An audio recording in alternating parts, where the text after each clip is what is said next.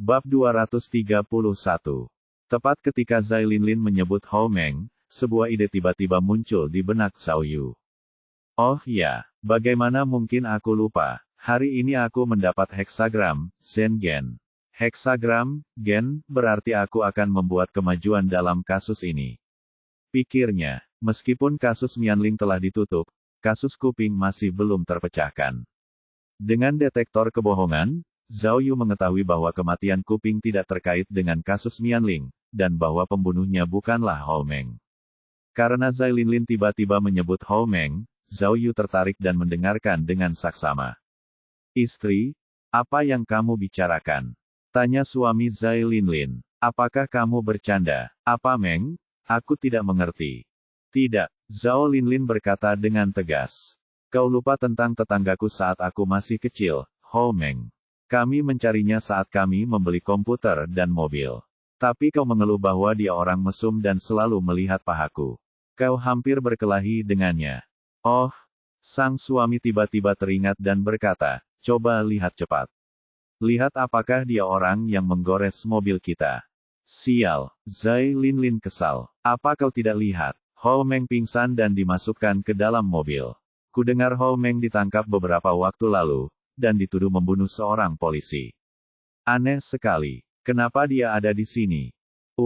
Kata suaminya dengan tidak sabar, siapa peduli. Mungkin kamu salah lihat. Baiklah, jangan khawatir tentang ini. Mari kita lihat siapa yang menggores mobil kita. Itu tidak akan menjadi kesalahan. Kamera kita berdefinisi tinggi. Orang ini pasti Hou Meng. Zhai Linlin sangat yakin. Itu benar-benar aneh. Apakah dia orang yang melarikan diri dari penjara? Zhao Yu menyadari bahwa dia tidak bisa menunggu lebih lama lagi. Dia harus segera pergi ke rumah Zhai Linlin untuk mendapatkan video itu. Jika orang dalam video itu benar-benar Hou Meng, maka video ini akan menjadi petunjuk terbesar untuk memecahkan kasus tersebut. Zhao Yu segera berlari keluar kantor. Namun, saat dia berjalan melewati pintu tim B, dia menyadari bahwa jika dia pergi mencari petunjuk sekarang, dia akan melewatkan makan malam Miao Ying. Tidak mungkin. Jika aku tidak makan, tidak ada yang akan makan. Pikir Zhao Yu dengan keras kepala. Zhao Yu segera memasuki kantor tim B dan bergegas menuju meja Miao Ying. Miao Ying sedang menata berkas-berkasnya sementara dia melihat Zhao Yu mendekat. Dia secara naluriah mengambil tempat pena dan bersiap untuk melawan. Zhao Yu membungkuk dan menceritakan apa yang telah ditemukannya, cukup keras agar dapat didengar olehnya. Ia terus mengejeknya tentang kekuatan supranaturalnya. Zhao Yu tidak bertele-tele tetapi langsung ke pokok permasalahan dan berkata, temanku dari atas memberitahuku bahwa kamera mobil merekam video penting yang berisi petunjuk penting untuk kasus kuping. Aku akan mengambilnya sekarang. Kau mau ikut denganku?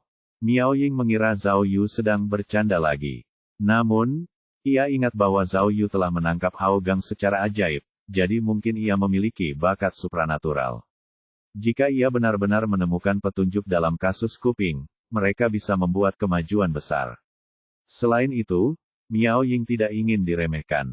Jadi, setelah berpikir sejenak, Miao Ying memutuskan untuk pergi bersama Zhao Yu untuk melihat apakah ia bercanda atau tidak. Jika ia bercanda, ia akan menghajarnya. Zhao Yu berpikir bahwa karena sudah mendekati waktu makan malam, jika Miao Ying menemaninya, makan malam di Laukin Sanzai akan dibatalkan. Jadi jika aku tidak makan, tidak ada yang makan, pikirnya. Namun, Miao Ying justru melakukan hal yang sebaliknya dari yang diharapkan Zhao Yu. Ia memberitahu Zhang Yaohui dan yang lainnya bahwa ia memiliki tugas penting yang harus diselesaikan, dan berkata untuk pergi ke restoran, memesan apapun yang mereka inginkan, dan berpesta pora dengan atau tanpa dirinya. Zhao Yaohui tercengang dan berkata bahwa tidaklah pantas jika tuan rumah tidak ada di sana tetapi memperbolehkan para tamu memesan apapun yang mereka suka. Miao Ying tersenyum dan berkata, tidak apa-apa. Silakan pesan apapun yang kalian inginkan. Aku punya kartu platinum di Laukin Sanzai. Jangan khawatir soal membayar tagihan. Hal ini membuat rekan-rekan tim B semakin bingung. Mereka tidak tahu bahwa Miao Ying tidak hanya bisa bertarung, tetapi dia juga tidak kekurangan uang. Zhao Yu terdiam. Ia segera mendapatkan informasi kontak Zai Linlin dari Yao Jia begitu ia masuk ke dalam Python milik Miao Ying. Ia menelepon Zai Linlin dan mengatakan bahwa polisi membutuhkan kamera mobilnya karena ada beberapa petunjuk penting di sana, dan bahwa ia harus menyimpannya sampai mereka mengambilnya. Ia memperingatkan mereka bahwa mereka akan bertanggung jawab jika bukti tersebut rusak. Zai Linlin dan suaminya terkejut. Mereka tidak mengerti bagaimana Zhao Yu tahu tentang video di kamera mobil mereka. Ketika Zhao Yu tiba, mereka berdua bersikap kooperatif dan menyerahkan kartu memori kamera. Yang menarik, bahkan sebelum Zhao Yu mengajukan pertanyaan apapun, Zai Linlin memberitahunya waktu dan lokasi di mana Hou Meng muncul dalam video tersebut. Zhao Yu sangat gembira saat mendengarnya. Rekaman itu diambil pada malam yang sama saat Kuping terbunuh. Namun, lokasinya berada di bar tempat Hou Meng kehilangan kesadaran. Kebetulan sekali. Kalau tidak salah, seharusnya video itu memperlihatkan Hou Meng dijebak oleh seseorang. Kalau begitu, mereka akan bisa menemukan pembunuh sebenarnya dalam kasus Kuping. Zhao Yu tahu bahwa ini penting, jadi dia memperingatkan Zai Linlin dan suaminya bahwa mereka harus merahasiakannya dan tidak memberitahu siapapun. Keduanya setuju tanpa keberatan. Setelah mengambil video tersebut, Miao Ying pergi ke sudut yang sepi untuk menonton di laptopnya. Video itu membuat mereka merinding. Dalam video tersebut, Hou Meng diseret ke bagian belakang mobil hitam dan dimasukkan ke bagasi. Seluruh proses berlangsung kurang dari 10 detik. Dalam rekaman video, mereka dapat melihat bahwa Hou Meng tidak sadarkan diri. Kedua orang yang menyeretnya mengenakan pakaian olahraga hitam. Mereka mengenakan tudung kepala dan topi sehingga wajah mereka tertutup sepenuhnya. Miao Ying dan Zhao Yu sama sekali tidak dapat melihat wajah mereka. Satu-satunya hal yang dapat mereka lihat adalah tinggi dan ukuran tubuh para penyerang. Mereka berdua adalah pria yang cukup tinggi dan berotot. Video tersebut hanya dapat memperlihatkan sebagian karena sudut kamera. Mereka tidak dapat melihat plat nomor mobil tersebut. Mereka dapat mengenali secara kasar bahwa itu adalah sedan hitam. Zhao Yu sangat menyukai mobil. Dari fitur bagian belakang mobil, ia dapat mengetahui bahwa itu adalah Toyota Camry. Camry hitam adalah model yang umum dan ada di mana-mana. Mereka menduga bahwa alasan mengapa para penyerang menggunakan mobil ini adalah agar tidak mencolok. Dari situ, Zhao Yu dapat mengetahui bahwa orang-orang yang menjebak Hou Meng tahu apa yang mereka lakukan. Tiba-tiba, Zhao Yu teringat bahwa laporan otopsi Kuping menyatakan bahwa dia ditikam sampai mati dari belakang, dan itu tampak agak profesional. Selain itu, menurut detektor kebohongan, ada lebih dari 5 orang yang terlibat dalam pembunuhan Kuping. Zhao Yu merasa bahwa kematian Kuping agak mencurigakan. Tampaknya ada rahasia besar di baliknya. Zhao Yu, aku tidak mengerti. Saat menonton video itu, Miao Ying bingung dan bertanya, bagaimana kau tahu? Itu tidak mungkin. Ini juga pertama kalinya kau menonton video ini. Bagaimana kau tahu tentang kamera mobil mereka? Tidak, itu tidak mungkin. Omong kosong, Taisang Lao Jun hidup kembali. Zhao Yu terengah-engah saat dia melantunkan, teman-teman dari atas, terima kasih semuanya. Bab 232. Tepat ketika Zai Linlin menyebut Hou Meng, sebuah ide tiba-tiba muncul di benak Zhao Yu. Oh ya, bagaimana mungkin aku lupa? Hari ini aku mendapat heksagram, Zen-gen. Heksagram, gen, berarti aku akan membuat kemajuan dalam kasus ini. Pikirnya, meskipun kasus Mianling telah ditutup, kasus Kuping masih belum terpecahkan. Dengan detektor kebohongan, Zhao Yu mengetahui bahwa kematian Kuping tidak terkait dengan kasus Mianling, dan bahwa pembunuhnya bukanlah Hou Meng. Karena Zai Linlin tiba-tiba menyebut Hou Meng, Zhao Yu tertarik dan mendengarkan dengan saksama. Istri, apa yang kamu bicarakan? Tanya suami Zai Linlin. Apakah kamu bercanda? Apa Meng? Aku tidak mengerti. Tidak, Zhao Linlin berkata dengan tegas. Kau lupa tentang tetanggaku saat aku masih kecil, Hou Meng. Kami mencarinya saat kami membeli komputer dan mobil. Tapi kau mengeluh bahwa dia orang mesum dan selalu melihat pahaku. Kau hampir berkelahi dengannya. Oh, sang suami tiba-tiba teringat dan berkata, coba lihat cepat. Lihat apakah dia orang yang menggores mobil kita. Sial, Zai Linlin kesal. Apa kau tidak lihat? Ho Meng pingsan dan dimasukkan ke dalam mobil. Kudengar Ho Meng ditangkap beberapa waktu lalu, dan dituduh membunuh seorang polisi. Aneh sekali. Kenapa dia ada di sini? Kata suaminya dengan tidak sabar, siapa peduli. Mungkin kamu salah lihat. Baiklah, jangan khawatir tentang ini. Mari kita lihat siapa yang menggores mobil kita. Itu tidak akan menjadi kesalahan. Kamera kita berdefinisi tinggi. Orang ini pasti Ho Meng.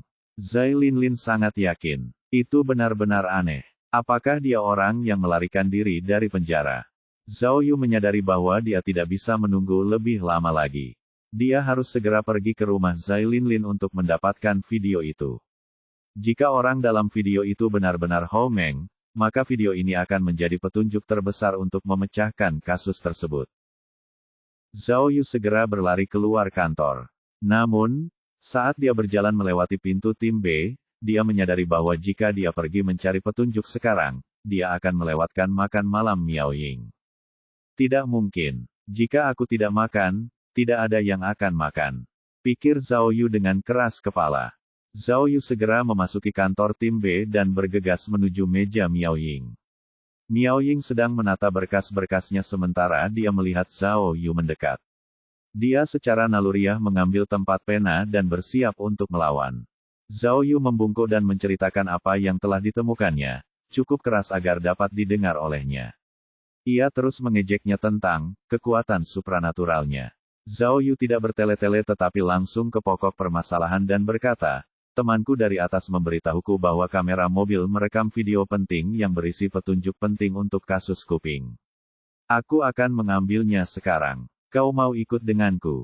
Miao Ying mengira Zhao Yu sedang bercanda lagi.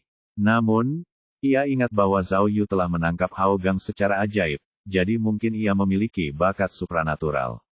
Jika ia benar-benar menemukan petunjuk dalam kasus kuping, mereka bisa membuat kemajuan besar. Selain itu, Miao Ying tidak ingin diremehkan. Jadi, setelah berpikir sejenak, Miao Ying memutuskan untuk pergi bersama Zhao Yu untuk melihat apakah ia bercanda atau tidak.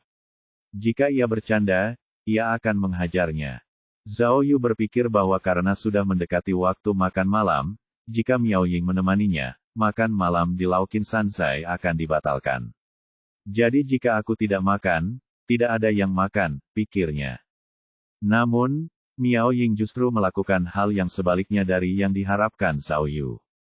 Ia memberitahu Zhang Yaohui dan yang lainnya bahwa ia memiliki tugas penting yang harus diselesaikan, dan berkata untuk pergi ke restoran, memesan apapun yang mereka inginkan, dan berpesta pora dengan atau tanpa dirinya. Zhao Yaohui tercengang dan berkata bahwa tidaklah pantas jika tuan rumah tidak ada di sana tetapi memperbolehkan para tamu memesan apapun yang mereka suka. Miao Ying tersenyum dan berkata, tidak apa-apa. Silakan pesan apapun yang kalian inginkan. Aku punya kartu platinum di Laukin Sanzai.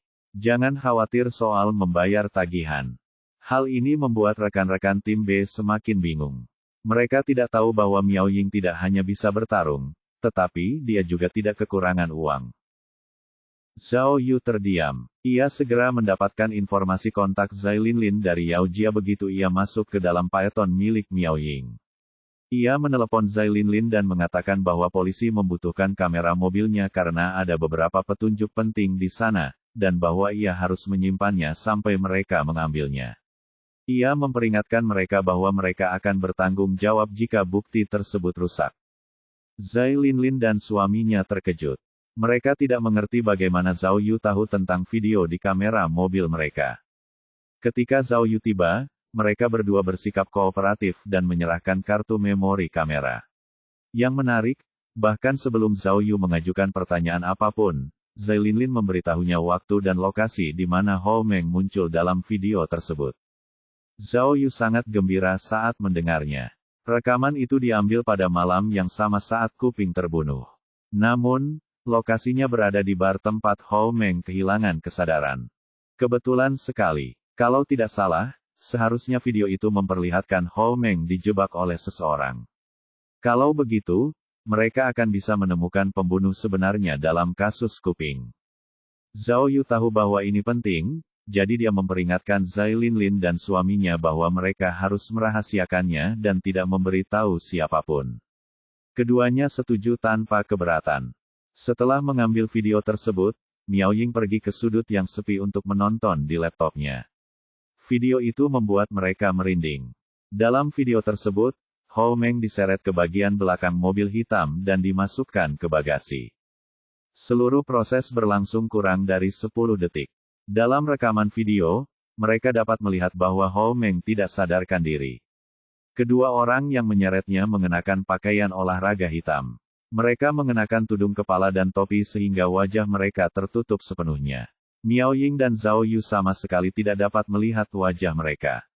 Satu-satunya hal yang dapat mereka lihat adalah tinggi dan ukuran tubuh para penyerang.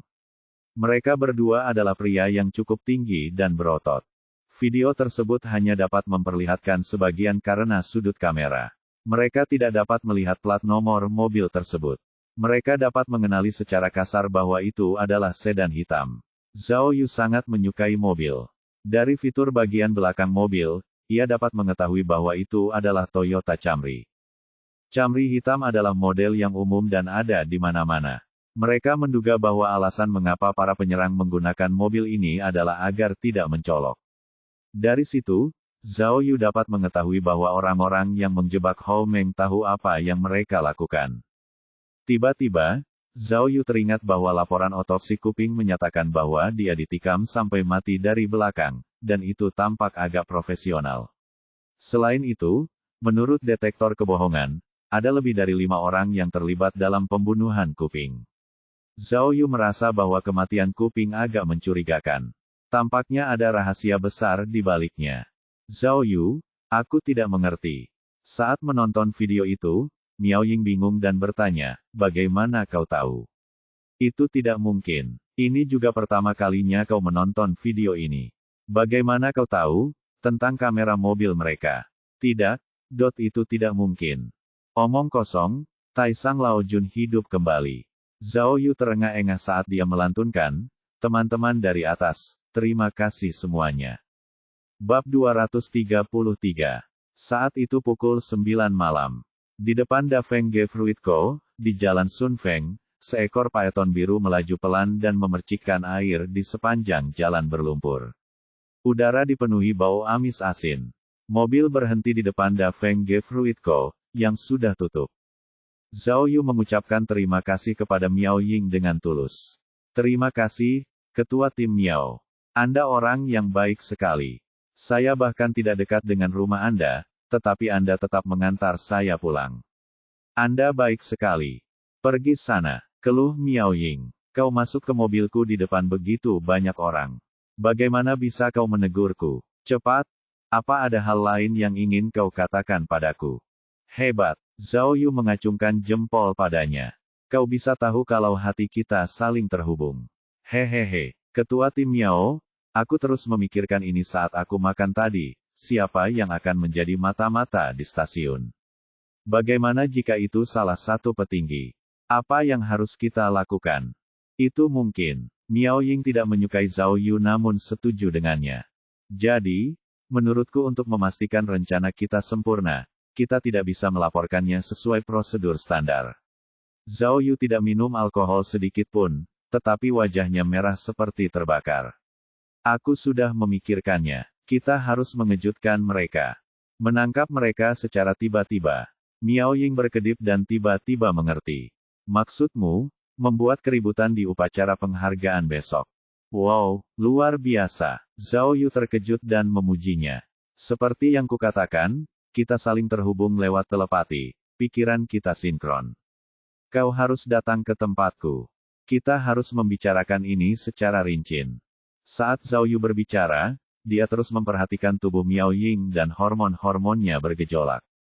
Mengingat bibir Miao Ying yang lembut dan halus membuatnya ingin menerkamnya.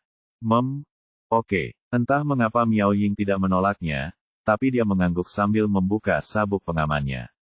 Apa? Zhao Yu tidak menyangka dia akan menjawab ya dan dia terkejut. Hei, apa yang kau lakukan? Miao Ying berteriak pada Zhao Yu, apa kau seorang pria sejati? Aku memarkir mobilku, apa kau tidak tahu cara membukakan pintu untuk seorang wanita? Apa? Oh, Zhao Yu mengerti dan segera keluar dari mobil dan menutup pintu. Dia berjalan ke samping Miao Ying untuk membuka pintu. Namun pintunya tidak mau terbuka. Ketika Zhao Yu mendongak, dia melihat Miao Ying mengacungkan jari tengah dan melaju kencang. Pergerakan ban mobil yang tiba-tiba memercikkan air keruh yang bau ke seluruh tubuh Zhao Yu. Melihat Paeton perlahan menghilang, Zhao Yu tertegun lalu tertawa terbahak-bahak. Miao Renfeng ini sangat menarik. Tunggu saja, aku akan membawamu bersamaku, cepat atau lambat, aku akan melakukannya, pikirnya. Zhao Yu tertawa sejenak dan Jiang Dafeng berteriak dari atas, "Hei, polisi. Apa yang kamu lakukan dengan membuat suara keras di tengah malam? Tidak ada etika." "Fuka," teriak Zhao Yu. Kalau bukan karena Jiang Xiaoxing, dia pasti sudah melempar batu bata ke jendela Jiang Dafeng. Ponsel Zhao Yu tiba-tiba berdering. Ia melihat dan mendapati bahwa itu adalah nomor yang tidak dikenal. Ketika ia menjawab, ia mendengar omelan Liao Jingxian dari seberang telepon. "Zhao Yu, apakah ada yang salah dengan otakmu? Mengapa kau memberi tahu semua orang tentang penyakitnya? Tidakkah kau tahu bahwa Pak Tua Jin tidak ingin ada yang tahu? Persetan denganmu." Zhao Yu mendengar bahwa Liao Jingxian masih berpura-pura jadi dia segera memarahinya. "Kalian semua senior menganggapku sangat menyenangkan untuk diajak bermain. Mengatakan kepadaku bahwa itu osteosarkoma padahal itu hanya masalah kepala femoralis. Liao Tua, aku sangat menghormati kalian berdua tetapi sayang sekali kalian tidak memperlakukanku seperti anak kalian sendiri." "Sial, nak." Liao Jingxian tidak tahu bahwa Zhao Yu telah mengetahui kebenarannya. Dia menjawab dengan pengecut, tetapi kemudian dia tertawa. "Zhao Yu, tidakkah kau sadar bahwa apa yang dilakukan Jin Tua dan aku adalah demi kebaikanmu sendiri? Jin Tua akhirnya menemukan penerus yang sepemikiran dan dia khawatir kau telah menempuh jalan yang salah." Terus terang saja, Zhao Yu kesal. Berpura-pura mati, berpura-pura menderita penyakit mematikan, menggunakan kursi roda. Sial. "Baiklah." Liao Jingxian berkata dengan serius, "Zhao Yu, izinkan aku memberi tahu beberapa berita internal. Liang Changhu akan segera dipindah tugaskan. Miao Ying akan menjadi kapten berikutnya dari unit investigasi kasus utama Rongyang, dan Old Jin dan aku sedang mempertimbangkan untuk mengangkatmu sebagai ketua tim B. Tapi, kalau dipikir-pikir sekarang, sial, kenapa kau tidak mengatakannya lebih awal?" Zhao Yu memegang ponselnya erat-erat dan berkata tanpa malu, "Kepala Biro Liao. Tuan Liao, kau tua? Hehehe, kalian berdua pahlawan tua bisa mengenali bakat. Aku akan cocok sebagai pemimpin tim. Hehehehe. Tolong beritahu Pak Tua Jin bahwa aku bertindak berlebihan hari ini dan aku akan meminta maaf secara langsung di lain waktu. Oh, dan hal-hal yang kukatakan sebelumnya, anggap saja itu seperti kentut." Liao Jingxian terdiam. Dia meludah, "Mengenali bakat. Asalkan kamu tidak berubah menjadi babi." Zhao Yu kembali ke kamarnya sambil menutup telepon. Siapa tahu, mungkin heksagram Zen hanya akan muncul di penghujung hari. Itu menarik. Aku, Zhao Yu, akan dipromosikan. Ketua tim B. Hehehe, pikirnya. Mengenang masa lalu, Zhao Yu menyadari bahwa ia baru saja memulai jalan yang baik. Karena aku dipromosikan begitu cepat, apakah rekan-rekanku akan marah? Jika aku terus maju beberapa tahun lagi, aku bahkan mungkin menjadi kepala biro. Hehehehe, katanya dalam hati. Zhao Yu tidak bisa mandi karena luka di bahunya belum sembuh, jadi dia hanya menyekat tubuhnya dengan spons. Dia menanggalkan pakaiannya di kamar mandi dan melihat dirinya di cermin. Dia merasakan emosi yang campur aduk. Beberapa hari telah berlalu dan ada rambut yang tumbuh dari kepalanya yang botak. Wang Xin memberitahu Zhao Yu bahwa luka di kepalanya tidak merusak folikel rambut sehingga ketika rambut tumbuh kembali, rambut itu akan menutupi lukanya. Akan ada bekas luka di dahinya tetapi itu tidak terlalu berarti. Dia telah tertembak di bahu tetapi tidak terlalu parah sehingga dokter hanya menjahitnya dengan jahitan yang dapat larut. Dia akan pulih sepenuhnya dalam waktu singkat. Dia kemudian akan menjadi detektif yang tak kenal takut lagi. Meskipun kasus Mianling telah ditutup, ada banyak hal benar dan salah yang membuat Zhao Yu kehilangan keseimbangan. Kekejaman si pembunuh, Cheng Sanli yang tamak, gangguan mental Gao Yang, ketidakbersalahan Niu Wei Guang, dan Liang Sisi yang menjalani 26 tahun penahanan. Dalam kasus yang panjang ini, ada banyak hal yang layak untuk dipikirkan. Ketiadaan kemanusiaan, kejatuhan moralitas, dan kekeraskepalaan yang tak terlukiskan. Meskipun kasusnya telah ditutup, dan pembunuhnya akan segera dijatuhi hukuman, rasa sakit dan penderitaan yang dialami para korban akan sulit untuk dihapuskan. Sama seperti istri Niu Wei Guang dan Liang Sisi, kehidupan mereka yang indah dan masa muda mereka telah hancur oleh kejahatan ini. Namun, itu seharusnya tidak pernah terjadi. Tidak ada kebahagiaan dalam hidup mereka. Dosa bagaikan tumor, tak terelakkan dan menyebabkan banyak rasa sakit. Namun entah bagaimana orang-orang juga akan menemukan cahaya terang melalui dosa. Sama seperti Zhao Yu sekarang, sejak ia menutup kasus Mianling, ia merasakan peningkatan kepercayaan dirinya dan menjadi kecanduan dengan pekerjaan detektifnya. Saat makan malam, Mao Wei mendengar bahwa kantor polisi tidak menerima uang Liang Wanqian dan yang lainnya demi melindungi citra publik mereka. Mereka hanya mengambil 2 juta sebagai ganti rugi polisi. Menurut berita dari Departemen Keuangan, uang itu telah dibagi. Kepala Biro Zhou dan yang lainnya sangat senang dengan Zhao Yu dan mengalokasikan 800.000 kepadanya secara langsung. Karena ini berasal dari sumbangan pribadi, itu tidak dikenakan pajak. Ketika Zhao Yu menerimanya, dia dapat membayar uang muka rumahnya dan memiliki properti pertamanya di Kinsan. Selain itu, karena Zhao Yu telah memberikan kontribusi besar dalam kasus ini, hadiah resmi sebesar 500.000 yuan pasti sangat diperlukan baginya, dan pasti akan ada pujian dan penghargaan di berbagai tingkatan. Selain itu, karena Zhao Yu memainkan peran penting dalam menutup kasus ini, hadiah uang tunai resmi sebesar 500.000 akan dibagikan kepadanya juga. Belum lagi penghargaan pengakuan dari setiap peringkat. Meskipun ada perbedaan besar antara 800.000 dan 10 juta, Zhao Yu tidak kecewa. Dia masih memiliki uang tunai yang diberikan Tuan Tao kepadanya. Dia pasti akan mendapatkan harga yang bagus jika dia melelangnya. Zhao Yu hanya punya satu tujuan dalam benaknya, mencari tahu kebenaran kematian Kuping dan membalas dendam atas namanya. Ketika Zhao Yu memikirkan Kuping, dia selalu teringat apa yang terjadi selama upacara peringatannya ketika dia melihat anak-anaknya menangis. Kematian Kuping adalah misteri dan dia harus mencari tahu kebenarannya.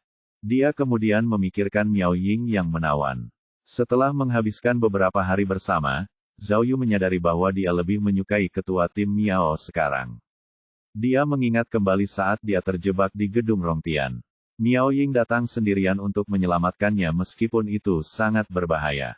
Dia sangat tersentuh oleh persahabatan dan kekhawatiran Miao Ying.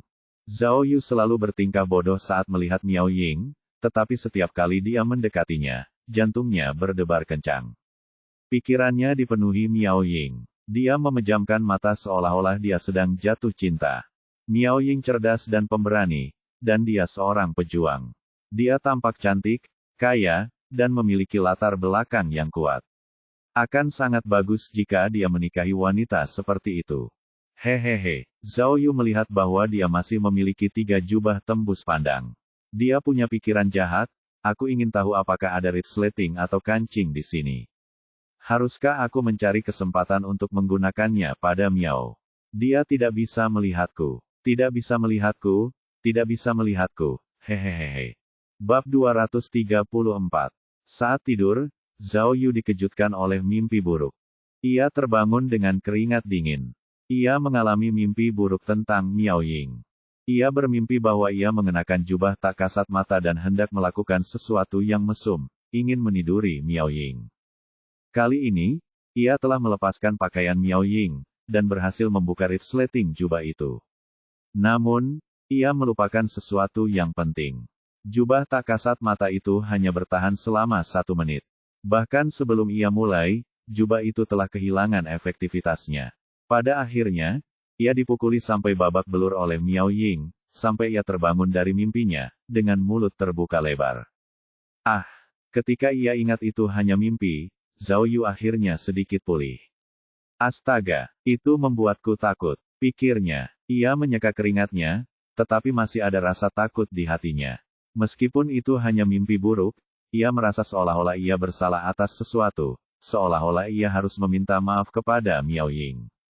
Melihat jam, waktu masih menunjukkan pukul 4 pagi, matahari bahkan belum terbit. Zhao Yu tidur terlalu nyenyak dan bahkan belum mendengar pengumuman sistem tentang akhir petualangan. Namun, ketika dia memeriksa inventarisnya, dia melihat kunci kerangka tambahan. Kunci kerangka itu adalah barang yang cukup efektif. Apapun kuncinya, dia bisa membukanya dengan mudah, tanpa membuang waktu. Berbaring, ia ingin terus tidur, tetapi apapun yang terjadi, ia tidak dapat tertidur. Tanpa daya, ia hanya bisa bangun dan menyalakan sebatang rokok untuk membuat heksagram baru. Setelah batuk hebat lagi, ia mendapat heksagram, Zen Dui, sekali lagi. Zen, untuk guntur dan Dui, untuk rawa. Guntur terserap ke dalam rawa, tak bersuara tetapi dahsyat, namun tak terlihat oleh dunia.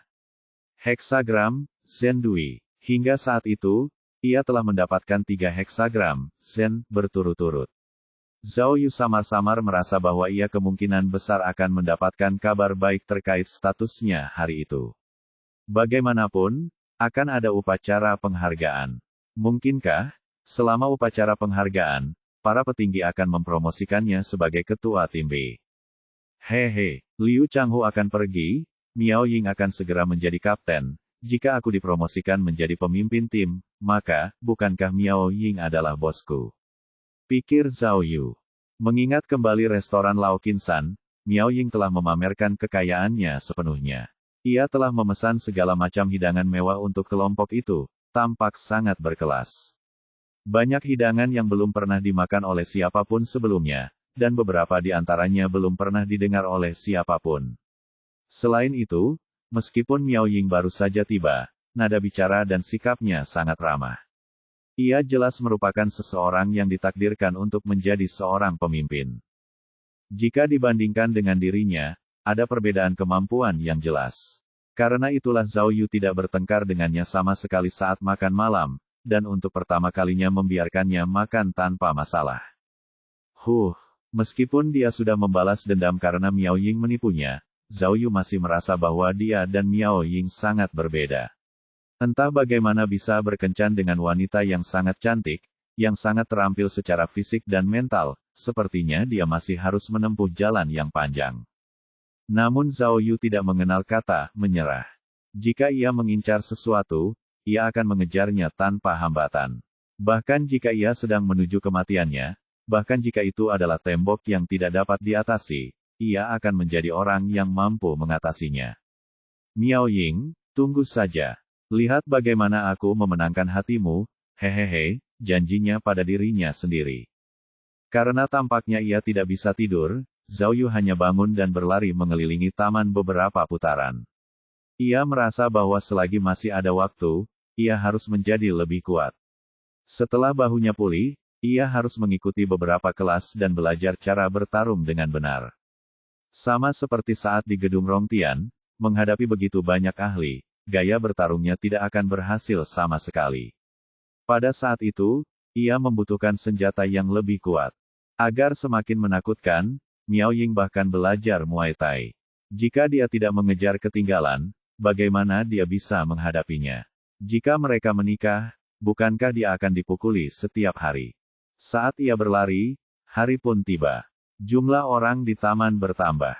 Melihat semua wanita tua berlatih ilmu pedang dan tai chi, Zhao Yu tiba-tiba teringat anjingnya Daheng.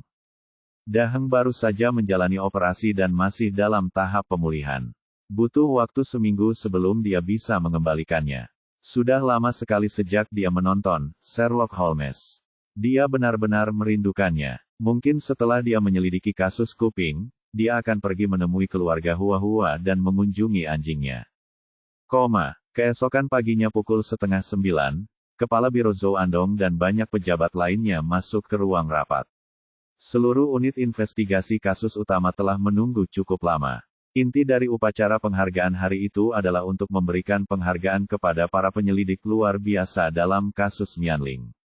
Berkat kerja keras mereka, kasus sebesar itu akhirnya dapat dipecahkan. Cabang Rongyang sangat penting dalam kasus ini.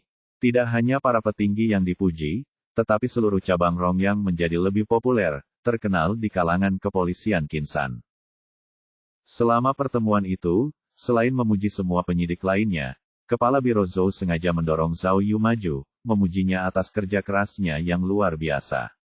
Ia menyebut Zhao Yu sebagai detektif ulung, panutan tim polisi, dan seseorang yang harus diberi penghargaan yang setimpal. Zhao Yu merasa sangat puas. Kalau dipikir-pikir lagi, orang yang paling dipandang rendah oleh Kepala Biro Zhou adalah Zhao Yu. Namun setelah beberapa hari, Kepala Biro memberinya pujian setinggi itu. Mengapa dia tidak senang? Setelah pidato Kepala Biro Zhou, tiba giliran Kepala Biro Luan.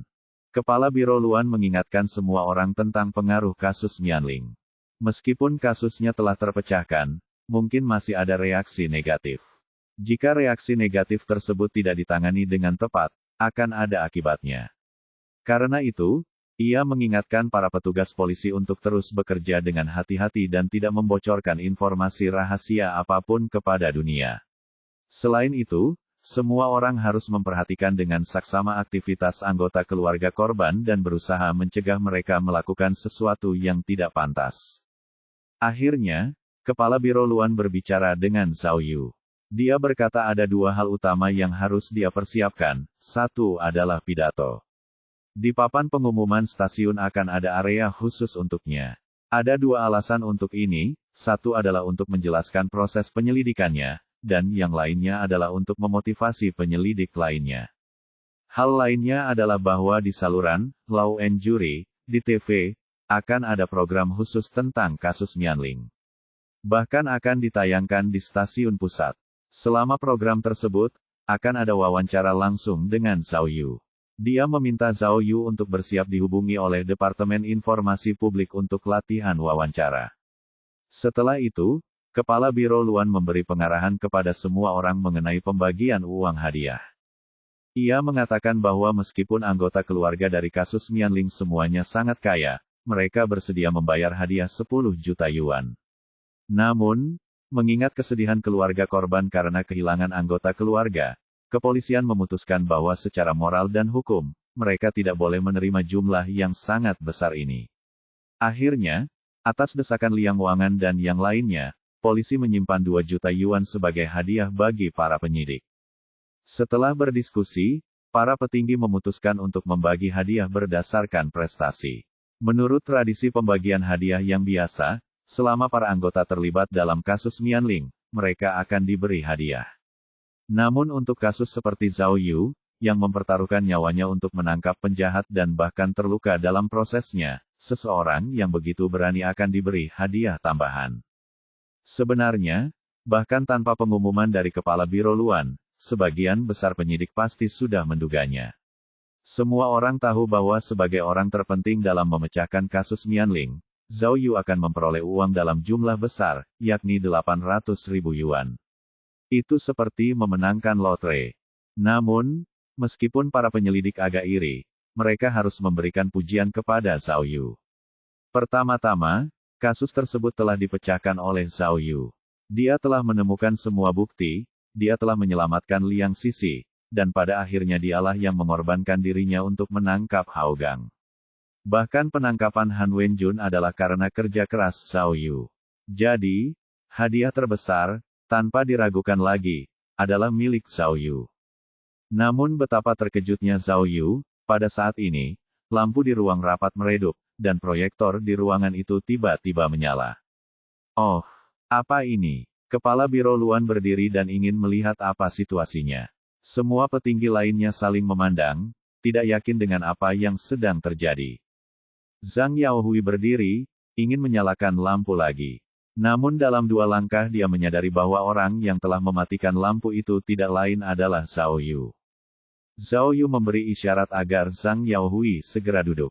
Zhang Yaohui bingung dengan situasi ini, tetapi hanya bisa menurut. Tak lama kemudian proyektor itu menayangkan beberapa gambar. Itu adalah video dari mobil Zai Linlin. Awalnya, tak seorang pun dapat memahami apa yang sedang terjadi. Ketika Libe ini yang bermata tajam menyadari bahwa orang yang dimasukkan ke dalam bagasi adalah tersangka pembunuhan ketua tim Kuping, Ho Meng, ruangan itu tiba-tiba menjadi riuh.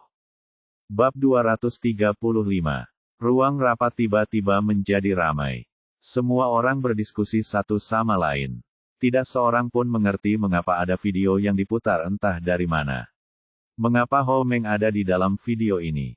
Akhirnya, Miao Ying, yang memutar video itu, keluar dari kegelapan dan menjelaskan, Kepala Biro, rekan-rekan, kami baru saja menemukan video ini. Seperti yang Anda lihat, cap waktu pada video itu tepat pada hari kematian ketua tim Kuping, sekitar 20 menit sebelum dia terbunuh. Wah, situasinya makin tidak terkendali, semua detektif polisi kaget. Miao, ketua tim Miao, Anda. Kepala Biro Luan bertanya dengan bingung, apa maksudnya? Dari mana video itu berasal? Mengapa Anda tiba-tiba mengangkat kasus tentang ketua timku? Saya pikir tersangka sudah ditangkap. Kepala Biro Luan, Miao Ying menjelaskan, tolong perhatikan video ini dengan saksama. Video ini diambil pada hari ketika ketua timku terbunuh dan diambil di luar bar tempat Ho Meng sedang minum. Lihat, semuanya, Ho Meng tidak sadarkan diri ketika dua orang pria memasukkannya ke dalam bagasi. Dari situ, kita bisa tahu bahwa Ho Meng mungkin telah dijebak. Dia dibawa ke tempat kejadian perkara dan dijadikan kambing hitam. Pembunuhnya mungkin orang lain. Hah, ini, Kepala Biro Zhou merasa itu merepotkan. Apa yang terjadi terlalu tiba-tiba dan dia tidak siap menghadapinya. Wajahnya memerah. Liu Changhu juga tampak tidak senang. Ia memukul meja dan berkata, Miao Ying, apa maksudmu? Mengapa kau tidak melaporkan hal ini kepada kami ketika kau menemukan sesuatu yang sepenting ini? Mengapa kau harus memainkannya selama upacara penghargaan? Kau bahkan tidak membiarkan kami mempersiapkan ini. Apakah kau masih menghormatiku sebagai kaptenmu, atau kepala biro lainnya? Ini tidak masuk akal. Kepala Biro Zhou mengangguk ketika mendengar ceramah Liu Changhu. Kepala Biro Zhou, Miao Ying menjelaskan kepadanya dengan tenang, mohon maafkan kami karena tidak melaporkan hal ini sebelumnya. Ini karena kami pikir jika pembunuh yang bertanggung jawab atas kematian ketua timku adalah orang lain, akan ada efek berantai. Kami takut akan terjadi lebih banyak kecelakaan jadi kami tidak melaporkannya sesuai prosedur normal. Kecelakaan. Saat itulah ruangan menjadi lebih kacau. Dengarkan aku. Miao Ying melanjutkan penjelasannya, jika kematian ketua timku adalah pembunuhan berencana, konsekuensinya akan mengerikan. Ketua timku memutuskan untuk pulang tanpa pemberitahuan. Saat itu pukul 1 pagi. Tetapi pembunuhnya tahu kapan ketua timku pergi, dan rute perjalanannya pulang. Selain itu, mereka berhasil membuat Ho Meng pingsan dan membawanya ke tempat kejadian perkara, dan menjadikannya kambing hitam. Pikirkanlah, ini adalah konspirasi yang direncanakan dengan sangat baik. Bagaimana orang biasa bisa melakukan ini? Hah, para detektif kembali terkejut dan ternganga lebar. Siapa yang mengira kematian ketua timku begitu rumit? Jika begitu, Zhang Yaohui tiba-tiba menjawab, Ketua tim Miao, maksudmu kematian ketua timku bukan kecelakaan. Itu konspirasi. Tapi, mengapa dia dibunuh? Mengapa pembunuhnya ingin membunuhnya? Apakah ketua timku tahu sesuatu? Atau sedang menyelidiki sesuatu? Ya Tuhan, itu sangat menakutkan. Ayah, Peng Xin tiba-tiba berkata, jika aku mengikuti apa yang kau katakan, siapa yang akan tahu gerakan ketua timku? Apakah itu seseorang di kantor polisi? Ada mata-mata, ada agen ganda di antara kita. Begitu kata-kata itu keluar, seolah-olah sebuah bom meledak di ruang rapat. Benar sekali, Miao Ying membenarkan. Kepala Biro yang terhormat, kami khawatir agen ganda itu akan membuat kekacauan, jadi kami tidak berani melaporkan teori kami. Kami berharap Kepala Biro memaafkan kami.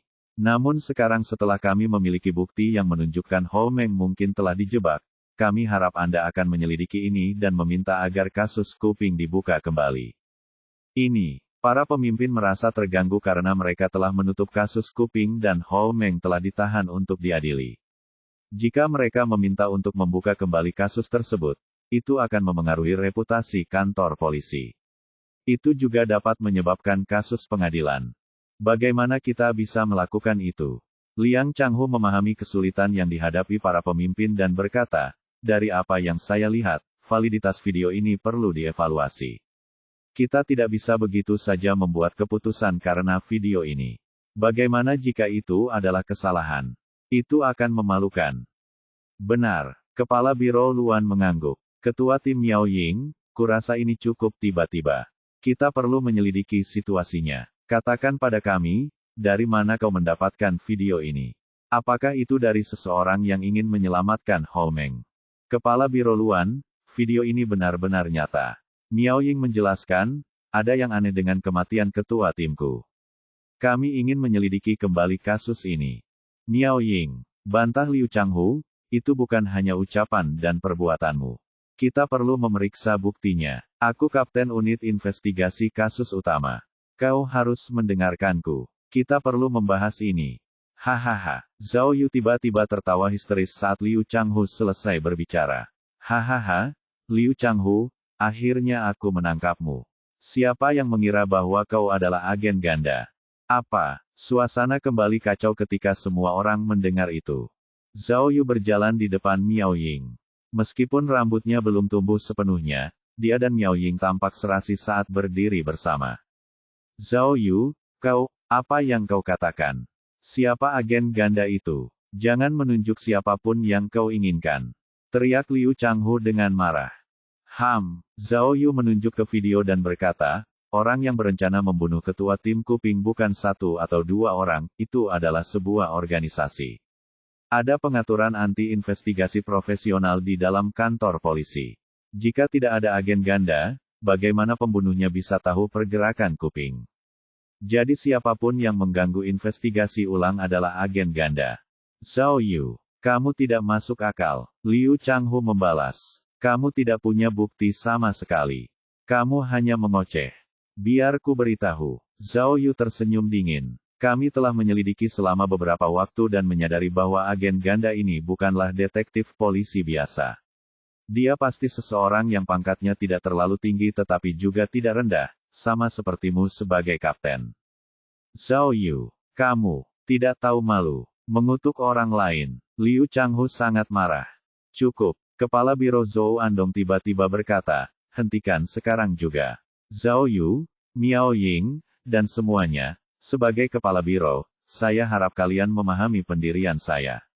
Kalian tahu bahwa ini adalah masalah krusial dan kita harus sangat berhati-hati mengenai hal ini. Ketua tim Miao Ying, tolong tulis laporan terperinci dan serahkan. Saya akan segera melapor ke pemerintah kota dan melihat apa yang mereka katakan tentang hal itu. Jika memang perlu diselidiki ulang, saya tidak akan keberatan. Mencari kebenaran adalah hal yang harus dilakukan oleh para detektif. Namun, kita tidak boleh gegabah. Jika kita masuk ke dalam perangkap musuh, kita akan menjadi bahan tertawaan. Selain itu, kasus Mianling sedang diselesaikan. Masih banyak hal yang belum dilakukan. Sebaiknya kita tidak membuat masalah lagi untuk saat ini. Tapi jangan khawatir. Jika ada konspirasi di balik kematian Kuping, aku, Zhou Andong tidak akan menoleransinya. Kami akan menyelidikinya secara menyeluruh. Bab 236. Siang itu, Zhao Yu dan Miao Ying bertemu di sebuah restoran bergaya barat. Keduanya cukup mencurigakan, hampir seperti dua agen rahasia yang sedang bertemu karena mereka mencari tempat yang paling tidak mencolok untuk bertemu. Zhao Yu, bagaimana? Ada kabar? Miao Ying baru saja duduk ketika dia bertanya dengan penuh semangat. Sulit untuk mengetahuinya, bos. Kami bukan pembaca pikiran. Nanti, mari kita cari seseorang yang berkecimpung dalam bisnis ini. Zhao Yu mengeluarkan laptopnya dan mengklik video itu, lalu menyerahkannya kepada Miao Ying. Ternyata, keduanya telah memutuskan untuk mempublikasikan video tersebut, dan telah memasang banyak kamera pengawas di ruang pertemuan. Rencana mereka adalah mengamati reaksi orang banyak dan melihat apakah mereka dapat menemukan mata-mata itu. Idenya adalah ketika mata-mata itu melihat video tersebut, mereka akan terkejut, dan mungkin akan bereaksi berbeda yang akan mengungkap identitas mereka. Namun, meskipun Zhao Yu menonton video itu dengan saksama berkali-kali, ia tetap tidak dapat menemukan sesuatu yang mencurigakan.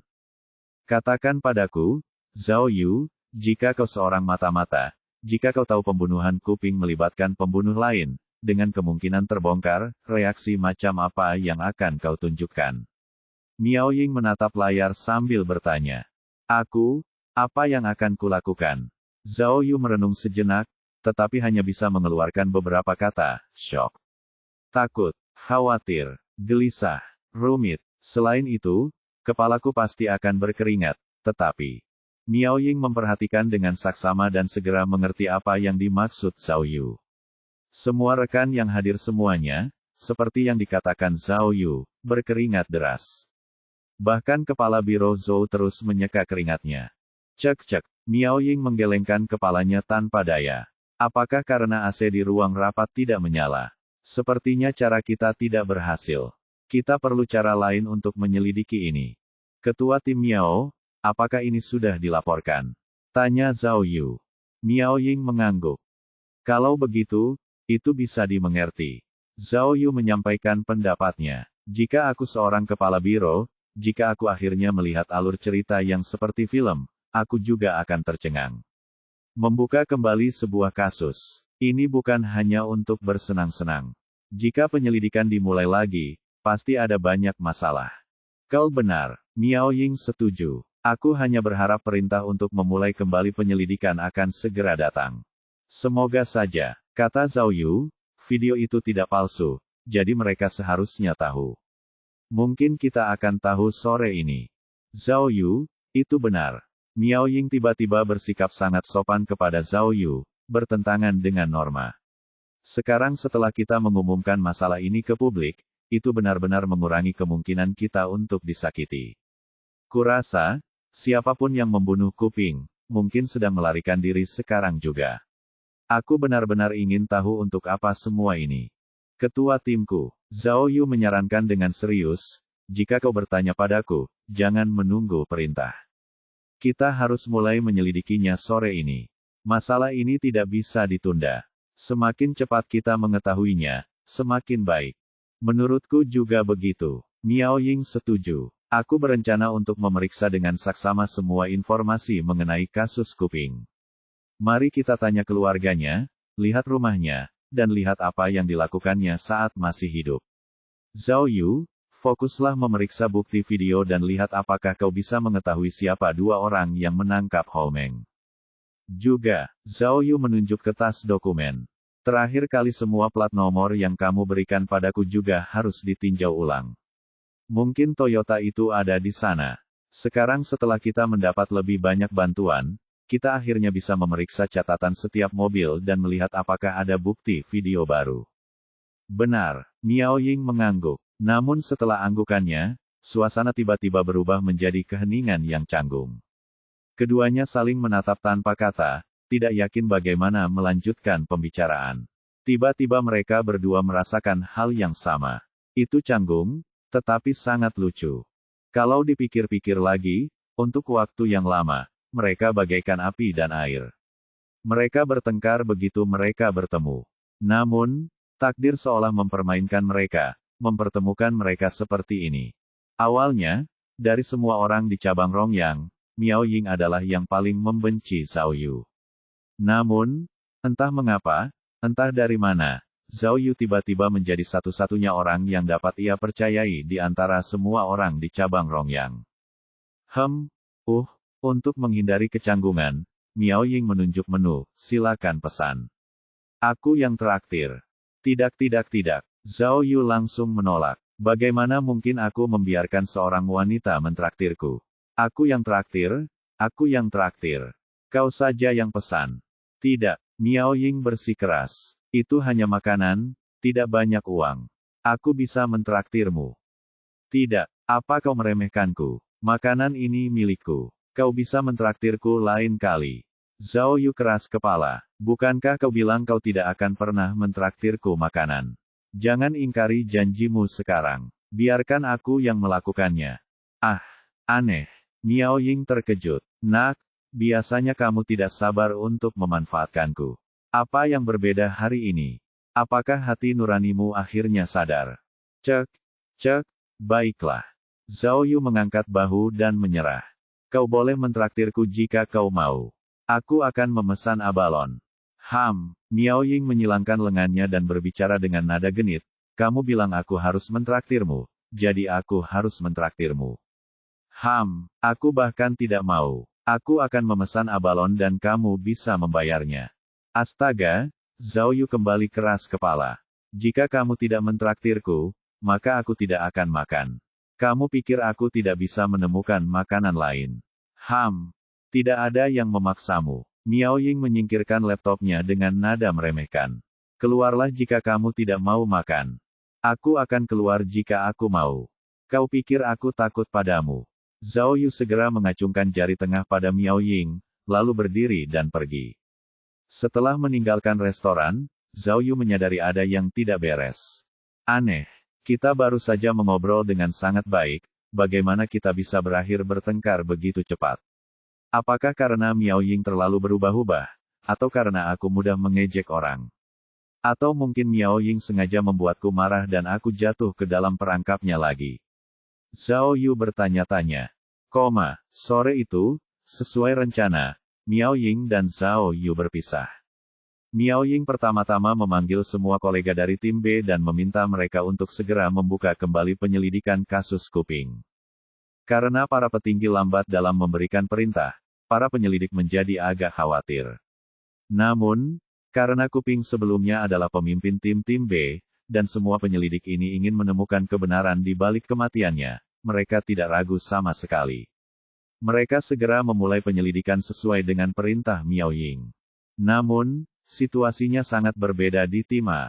Jelas Mao Wei berdiri di samping Liu Changhu, jadi dia tidak berani menyentuh kasus Kuping. Zhao Yu hanya bisa menemukan Zhang Jingfeng, Liang Huan, dan Li Beini, serta beberapa teman terpercaya lainnya untuk diselidiki secara rahasia.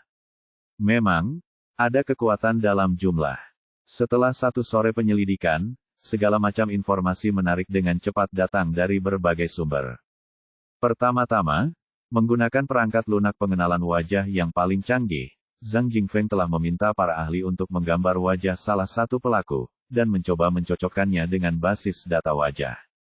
Segera setelah itu, Liu berhasil menangkap jejak Toyota dari kamera pengawas di sekitar tempat Kuping dibunuh. Namun, karena mobil itu menggunakan plat nomor palsu, belum ada informasi konkret. Zhang Yaohui menggunakan rekaman dari sebuah mobil yang melewati tempat kejadian perkara dan menemukan gambar mengejutkan lainnya, di dekat persimpangan Jalan Jinjiang, benar-benar ada pembatas jalan berwarna biru. Menurut pengemudi, awalnya ia ingin melewati Jalan Jinjiang untuk pulang, tetapi ketika melihat pembatas jalan, ia malah harus memutar jalan. Setelah mendengar berita ini, para penyelidik tidak bisa lagi tinggal diam. Jelas, benar-benar ada organisasi rahasia yang merencanakan pembunuhan Kuping. Agar berhasil melenyapkan Kuping, mereka bahkan menyuruh seseorang membuat penghalang jalan untuk mencegah kemungkinan adanya saksi. Ditambah dengan Hou Meng yang dijebak dan Kuping yang diikuti, jelas, organisasi rahasia ini sangat kuat. Mereka bukan sekadar organisasi biasa. Kematian Kuping benar-benar sebuah konspirasi. Bab 237. Sore itu, Zhao Yu menandatangani surat penghargaan. Ia telah memperoleh hadiah uang tunai sebesar 878.000. Meskipun jumlahnya jauh dari yang diharapkannya, ia cukup senang dengan hasilnya. Mungkin dapat dimengerti jika ia menerima hadiah uang tunai 10 miliar itu secara langsung, tetapi ada banyak kendala dalam hal kepolisian. Kepolisian adalah unit yang melayani masyarakat. Menyelesaikan kasus kejahatan adalah tanggung jawab mereka. Menerima hadiah uang tunai secara pribadi melanggar aturan dan tidak masuk akal. Jika Liang Wanqian dan yang lainnya tidak melanjutkannya, Kepala Biro Zhou tidak akan menerimanya. Jadi Zhao Yu dianggap beruntung bisa mendapatkan hadiah uang tunai. Selain itu, ada aturan yang jelas yang diikuti kantor polisi saat mengalokasikan hadiah uang tunai. Semua bonus dan hadiah uang tunai akan dialokasikan berdasarkan usaha, bukan berdasarkan peringkat. Kepala Biro Zhou telah mengalokasikan uang dengan cukup adil. Dia membagikan begitu banyak dari 2 miliar itu kepada Zhao Yu, yang menandakan bahwa dia mengakui usaha Zhao Yu dalam menutup kasus ini. Selain Zhao Yu, Miao Ying, yang juga telah berusaha keras, hanya mendapat sekitar 60.000, Zhang Jingfeng dan Liang Huan, yang membantu Zhao Yu dalam menangkap Hao Gang, masing-masing mendapat 40.000. Detektif polisi lainnya yang terlibat dalam kasus Mianling juga diberi sejumlah besar uang tunai. Para detektif di kantor polisi setuju dengan pembagian hadiah uang tunai kecuali Liu Changhu dan Mao Wei. Satu orang adalah kapten dan satu orang lagi adalah pemimpin tim, tetapi keduanya hanya mendapat hadiah uang tunai sekitar 10 hingga 20.000. Melihat Zhao Yu mendapatkan sejumlah besar uang, mereka merasa itu tidak adil. Terutama Liu Changhu. Meskipun dia adalah kapten unit investigasi kasus utama, setiap kali Zhao Yu menemukan petunjuk atau melakukan tugas lain, dia tidak diberitahu tetapi diperlakukan seperti orang luar. Hal yang sama juga terjadi pada Mao Wei. Zhao Yu berada di tim A, tetapi setiap kali ia membuat kemajuan, ia akan berbicara dengan Miao Ying dari tim B, mengabaikan keberadaan Mao Wei. Bagaimana mungkin Mao Wei tidak marah? Namun, itu sia-sia. Meskipun mereka iri, Zhao Yu telah menutup kasus terbesar di Qinsan, dan ia sekarang terkenal di antara semua perwira. Mereka tidak punya pilihan selain menelannya. Meskipun ia belum menerima uangnya, Zhao Yu mengklaim bahwa 878.000 adalah apa yang dilambangkan oleh heksagram Dui. Tiba-tiba mendapatkan begitu banyak uang, ia tidak yakin apakah tingkat penyelesaian petualangannya akan lebih dari 100%. Namun Zhao Yu tidak puas dengan penampilannya untuk heksagram Zen. Selama upacara penghargaan sebelumnya, para pemimpin tidak menyinggung promosinya sebagai ketua tim B. Dari apa yang dilihatnya, hal yang terkait dengan statusnya adalah ketika ia menerima penghargaan pengakuannya. Zhao Yu khawatir penampilannya untuk heksagram Zen tidak cukup baik dan akan memengaruhi tingkat penyelesaiannya. Karena ada petunjuk baru, Zhao Yu tidak meninggalkan kantor polisi malam itu, tetapi mulai menuliskan semua informasi tentang kasus Kuping di papan tulis baru. Dia siap bertarung terus-menerus selama beberapa malam berturut-turut. Namun penyelidikannya berbeda dari sebelumnya. Zhao Yu tidak memajang foto Kuping di papan tulis, tetapi membiarkan ruang kosong. Ketua tim Kuping telah ditikam 17 kali dan tubuhnya berlumuran darah. Zhao Yu tidak tega memajang foto itu. Kematian Kuping sangat memengaruhi Zhao Yu. Meskipun dia tidak dekat dengan Kuping, rasa keadilan dan tanggung jawab Kuping sangat memengaruhinya. Jangan takut, betapapun sulitnya. Jika kita sungguh-sungguh menyelidiki, hasilnya pasti memuaskan. Itulah yang pernah dikatakan Kuping kepadanya saat mereka menyelidiki kasus Mianling. Sayangnya, Kuping telah meninggal sebelum kasusnya ditutup. Pada saat itu, Zhao Yu benar-benar ingin mengatakan kepadanya, "Ketua timku, kami telah memecahkan kasus Mianling. Anda harus beristirahat dengan tenang. Selanjutnya, kami akan menemukan siapapun yang membunuh Anda dan memasukkan mereka ke balik jeruji besi." Ketika Zhao Yu menyelidiki kasus tersebut, Miao Ying sedang bekerja lembur dengan rekan-rekannya di tim B, memeriksa video pengawasan untuk mencari petunjuk baru. Saat langit mulai gelap, Zhao Yu menghabiskan beberapa jam terakhir menghubungkan informasi yang ada bersama dengan berbagai prediksinya, lalu menuliskannya di papan tulis. Ia berpikir keras, memikirkan petunjuk apa yang bisa mereka temukan. Melihat informasi di papan tulis, Zhao Yu awalnya merasa bahwa kasus ini berbeda dari kasus-kasus sebelumnya. Dia bisa tahu bahwa siapapun yang membunuh Kuping bukanlah target yang mudah. Pertama, mereka melakukan kejahatan secara berkelompok, dan didukung oleh organisasi yang kuat. Kedua, mereka menempatkan agen ganda di kepolisian. Selain itu, terlepas dari pola atau rincian kejahatan, mereka dikepung dengan hati-hati. Itu menandakan bahwa orang-orang ini berpengalaman, tidak seperti penjahat biasa. Orang-orang seperti ini mungkin 100 kali lebih pintar daripada Hao Gang. Polisi harus sangat berhati-hati dalam berurusan dengan mereka. Namun terlepas dari kesulitan dan bahayanya, Zhao Yu akan menyelidiki kasus ini. Ditambah lagi, ia memiliki sistem keajaiban. Ia harus memecahkan kasus ini dan ia tidak akan ragu, bahkan jika itu mengharuskannya menggali lubang di langit. Saat tengah malam telah lewat, sistem mengeluarkan suara akhir. Kali ini, tingkat penyelesaian Zhao Yu mencapai 94%, dan dia akhirnya menerima detektor kebohongan tak kasat mata yang telah dia harapkan.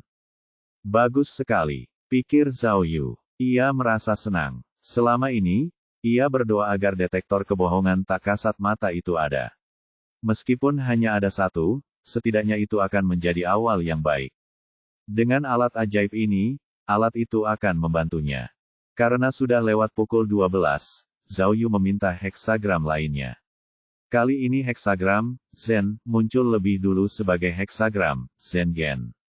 Meskipun Zen muncul lebih dulu, Zhao Yu hanya fokus pada heksagram Gua. Jika aku mendapat heksagram Gen, apakah itu berarti akan ada terobosan besar dalam kasus kuping? Zhao Yu bertanya-tanya. Dia kembali memikirkan kasus itu, penuh harapan. Dia mulai mempertimbangkan bagaimana dia harus mendekati penyelidikan untuk hari berikutnya. Saat itu pukul 8 pagi ketika semua orang mulai memasuki kantor secara bertahap. Mereka terkejut ketika melihat papan tulis Zhao Yu penuh dengan catatan. Semua detektif polisi yang berpengalaman dapat mengetahui dengan sekilas bahwa Zhao Yu telah bekerja semalaman untuk kasus kuping.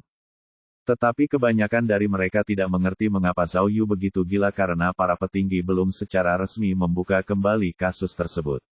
Apa yang dilakukan Zhao Yu telah melampaui batasnya, dan dianggap melanggar disiplin dalam kepolisian. Selain itu, ada orang yang mengejeknya, mengatakan bahwa dia seorang yang gila kerja. Beberapa mengatakan bahwa dia berpura-pura dan melakukan pertunjukan untuk yang lain. Zhao Yu tidak peduli dan terus bekerja di komputernya.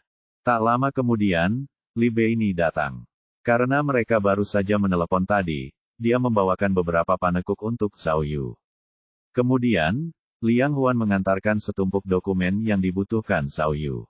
Dibandingkan dengan orang-orang yang mengejek, kedua rekan satu tim ini sangat membantu. Mao Wei masuk, tetapi dia tampak berbeda dan tampak gugup. Meskipun dia melihat papan tulis Zhao Yu penuh dengan informasi, dia terlalu malas untuk bertanya tentang hal itu dan pergi untuk duduk di mejanya. Dia menggaruk kepalanya sambil mondar-mandir. Apa yang terjadi, Ketua Tim Mao? Apa yang terjadi padamu? Apakah dompetmu hilang? Seseorang melihat Mao Wei bertingkah aneh dan bertanya. Cek, cek. Mao Wei menepuk punggung tangannya dan berkata, itu buruk. Aku mendengar beberapa rumor sebelumnya. Tepat sebelum Mao Wei menyelesaikan kalimatnya, Zhang Jingfeng berlari ke kantor dengan gugup dan berteriak, Hei bro, ada sesuatu yang terjadi. Zhang Jingfeng jelas berteriak pada Zhao Yu. Saya dengar kepala biro Zhou dipindah tugaskan. Bab 238. Apa? Mendengar berita mengejutkan ini, Zhao Yu melompat dari tempat duduknya, panekuknya jatuh ke lantai. Zhang, apa yang kau katakan? Tanya seseorang di samping mereka. Masih terlalu dini untuk bercanda. Tidak, ini bukan lelucon. Mao Wei mengangguk. Aku juga mendengarnya. Kepala Biro Zhou mungkin akan dipindah tugaskan. Kepala biro yang baru sedang dalam perjalanan ke cabang Rongyang.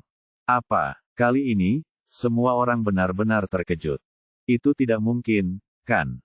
Li Beini merenung. Kepala Biro Zhou telah melakukan tugasnya dengan baik. Mengapa dia dipindah tugaskan? Sekarang kantor polisi sedang dalam kondisi paling sibuk. Mengapa ini terjadi? Zhao Yu segera bertanya kepada Zhang Jingfeng dengan sangat gelisah. Kepala Biro Zhou sedang dipindahkan. Kemana dia dipindahkan? Mengapa dia dipindahkan?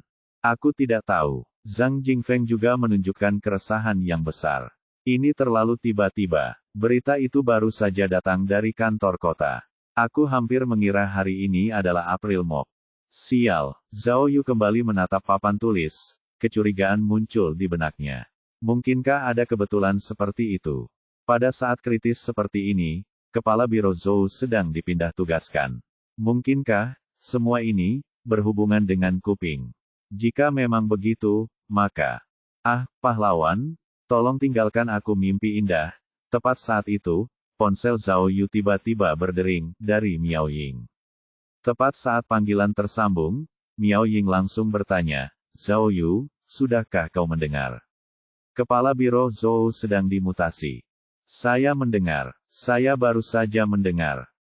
Bagaimana ini bisa terjadi? Mungkinkah ini ada hubungannya dengan penyelidikan kita? Pikiran Miao Ying sama dengan pikiran Zhao Yu.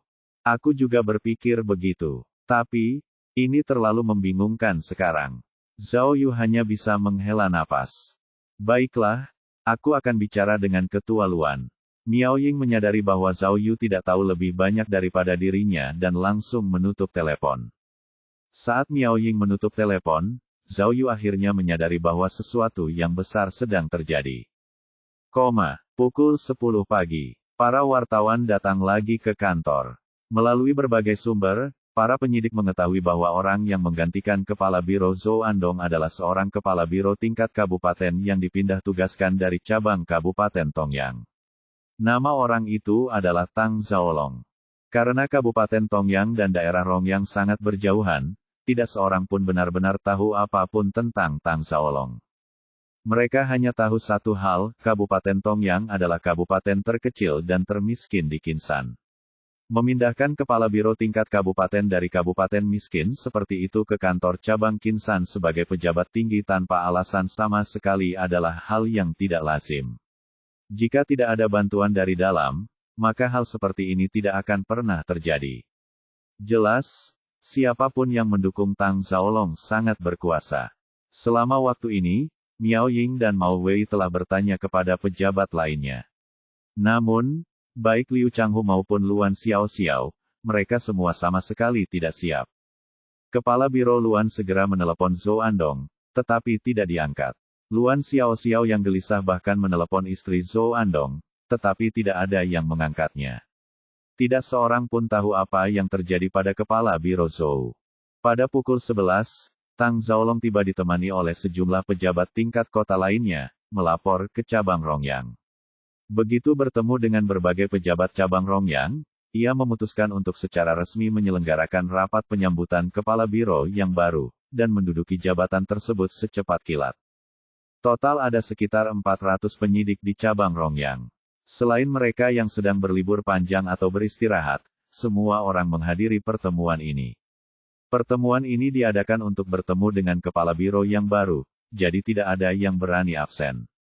Selama pertemuan itu, Zhao Yu akhirnya bertemu langsung dengan Kepala Biro yang baru. Tang Zhaolong tampak seperti berusia sekitar 45 tahun. Garis rambutnya agak surut, dia cukup bulat, kulitnya putih dan halus. Dia jelas seseorang yang dimanja. Perkataan Tang Zhaolong singkat saja. Ia hanya memberitahu semua orang bahwa Kepala Biro Zhou sedang dalam keadaan darurat, dan agar hal ini tidak mengganggu pekerjaan di cabang Rongyang, para petinggi secara khusus mengirim Tang Zhaolong untuk mengambil alih posisi tersebut.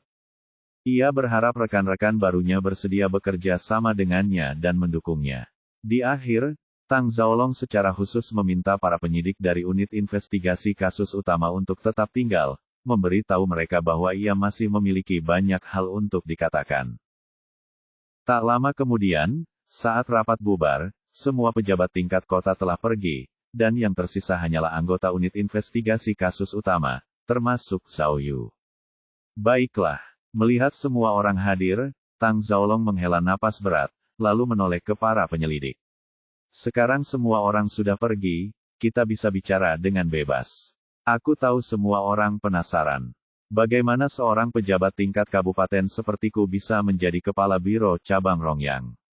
Aku akan memberitahu semua orang sendiri, aku juga bingung. Pemindahan itu sangat tiba-tiba. Mengenai apa yang terjadi pada kepala biro Zhou, bahkan aku tidak tahu sedikit pun.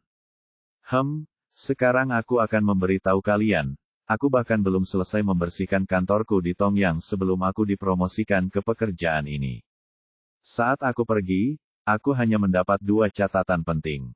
Yang pertama adalah aku harus segera menangani pembersihan kasus Mianling, dan menyelesaikannya secepat mungkin.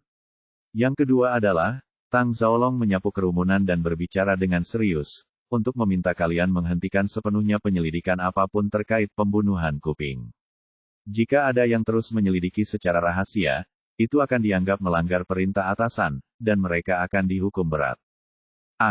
Apa? Tiba-tiba Zhao Yu merasa otaknya hampir meledak. Dia langsung menatap Miao Ying. Reaksi Miao Ying sama, tidak percaya sama sekali. Semuanya tenanglah. Dengarkan aku. Melihat keributan itu, Tang Zaolong mencoba menenangkan kerumunan. Meskipun aku tidak tahu detailnya, aku bisa menjelaskan sedikit. Aku mengerti bahwa Kuping adalah anggota kepolisian yang hebat, dan kematiannya merupakan kehilangan besar bagi kepolisian Kinsan. Semua orang di sini ingin menemukan kebenaran di balik pembunuhannya. Aku mengerti pikiran kalian. Tetapi kenyataannya, pembunuh Kuping sudah ditangkap. Dia adalah Hou Meng yang jahat. Orang itu telah melakukan kejahatan dan harus diadili. Sial, apa-apaan ini? Mendengar ini, anggota unit investigasi kasus utama pasti merasa sedih, terutama Zhang Yaohui dan yang lainnya. Mereka telah menemukan bukti baru yang bertentangan dengan kata-kata Tang Zaolong. Bagaimana mereka bisa mendengarkannya? Jangan gegabah. Dengarkan, biarkan aku menyelesaikannya. Melihat situasi semakin memburuk, Tang Zaolong dengan sopan melanjutkan, aku sudah mendengar tentang informasi baru yang kalian peroleh, bahwa ada pembunuh lain. Yang ingin kukatakan adalah kalian semua harus percaya padaku. Para petinggi tidak buta. Mereka pasti tidak akan melakukan sesuatu yang menjijikkan seperti menyembunyikan kebenaran dan menjebak orang lain atas kejahatan ini. Alasan mengapa para petinggi mengirimku untuk menangani masalah seperti itu adalah karena mereka punya instruksi lebih lanjut. Mendengar penjelasan Tang Zaolong, kerumunan akhirnya sedikit tenang. Begini, kurasa, mengenai pembunuhan Kuping, kalian semua menyadari ada yang salah. Tang Zaolong berbicara dengan bijak. Sebenarnya, alasan para petinggi tidak mengizinkan kalian menyelidiki bukanlah karena mereka tidak ingin kalian menyelidiki. Sebenarnya, para petinggi berusaha melindungi semua orang, itulah sebabnya mereka melakukan ini. Kalian bisa mengerti apa yang kukatakan, kan? Liu, Kapten Liu, kan? Mendengar kepala biro yang baru memanggilnya, Liu Changhu langsung berdiri. Oh, Kapten Liu, kata Tang Zaolong, nanti berikan saja semua bukti baru mengenai kasus Kuping. Kalian tidak perlu khawatir tentang hal lain mengenai kasus ini. Semua orang jangan khawatir, para petinggi pasti akan memberikan kalian jawaban yang tepat. Kami tidak akan pernah membiarkan Kuping mati tanpa penjelasan. Ya, Liu Changhu mengangguk setuju. Juga, saya harap semua penyidik dapat merahasiakannya dan tidak membiarkannya menjadi masalah publik. Tang Zaolong juga memperingatkan semua orang, di balik kematian Kuping ada kekuatan yang tidak dapat kita, polisi biasa, lawan. Jadi, setiap orang harus memikirkan keselamatan mereka sendiri dan menyerahkan semuanya kepada atasan. Bab 239. Hei, Kepala Su, di mana Anda sekarang? Zhao Yu menelepon saat berada di toilet dekat kafetaria kantor polisi. Bisakah Anda ceritakan apa yang terjadi di kantor polisi kita? Aku sedang menghadiri rapat provinsi, Zhao kecil. Aku tidak di Kinsan. Su yang berbicara dengan keras. Biar ku beritahu, kau telah melakukan pekerjaan yang hebat. Setelah kau membuat kekacauan di Rongtian Corporation, kami menemukan bukti dan kami bergabung dengan Komisi Inspeksi Disiplin Pusat untuk menyelidiki petugas yang korup. Sekarang ada bukti yang tidak ambigu. Hei, ini dilakukan dengan sangat baik. Zhao kecil, jangan khawatir, mungkin tidak ada hadiah uang tunai, tetapi pasti ada penghargaan pengakuan provinsi. Aku tidak membicarakan hal itu. Zhao Yu bertanya lagi, kepala biro Zhou dipindah tugaskan dan digantikan oleh orang lain. Itu sangat mendadak. Apakah kamu tahu tentang ini? Apa yang kau bicarakan? Kau tidak perlu menceritakan semua yang terjadi di cabangmu.